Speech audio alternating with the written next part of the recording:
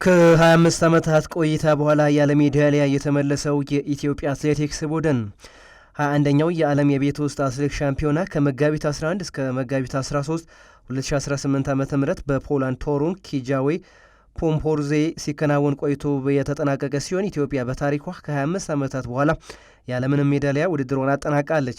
ኢትዮጵያ በሶስት ርቀቶች 6 አትሌቶችን ይዛ በውድድሩ ብትሳተፍም የለመደችው ድል ሳታስመዘግብ በመቅረቷ ያለምንም ሜዳሊያ ከውድድር ስፍራው የምትመለስም ሆኗል።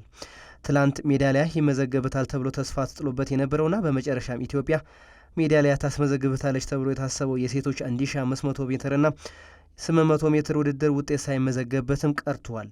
በ1500 ሜትር የውስጥ የቱር ውድድርና አጠቃላይ አሸናፊ ሆና ለዚህ ውድድር የበቃቸው ትልቅ ተስፋን ሰንቃ የነበረችው ብርቂ ኃይሎም ውድድሯን በአምስተኝነት ሳታጠናቅቅ በ800 ሜትር አምና የብር ሜዳሊያ ባለቤቷ ንግስት ጌታቸው ውድድሯን በአራተኛነት አጠናቃለች።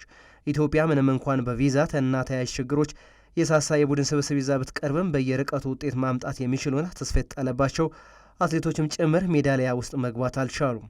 ይህም ከረጅም ዓመታት በኋላ ካለ ወርቅ ማጠናቀቅ ብቻም ሳይሆን ከሜዳሊያ ሰንጠረዥ ውስጥ ሳትገባ ውድድሯን እንድታጠናቅቅ አድርጓታል። በዚህ መድረክ ተሳትፎ 18 የአፍሪካ ሀገራት ውስጥ 2 ብቻ ሜዳሊያ አስመዝግቦ ደረጃ ሰንጠረዥ ውስጥ መግባት ሲችሉም ከተሳተፉት የዓለም ሀገራት ደግሞ ከ30 በላይ የደረጃ ሰንጠረዥ ውስጥ ገብቶ ውድድራቸውን አጠናቀዋል።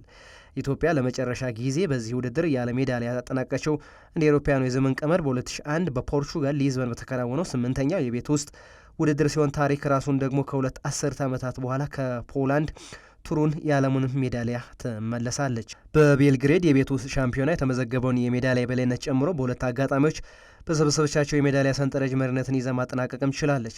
በመድረኩ ምንም እንኳን ዘንድሮ ከረጅም ዓመታት በኋላ ያለምንም ሜዳሊያ ብታጠናቀቅም እስካሁን ባላት ተሳትፎ 35 የወርቅ 17 የብርና 16 የነሐስ በአጠቃላይ 68 ሜዳሊያዎችን አስመዝግባ ከአሜሪካና ከራሽያ በመቀጠል በሶስተኝነት መቀመጥ ችላለች።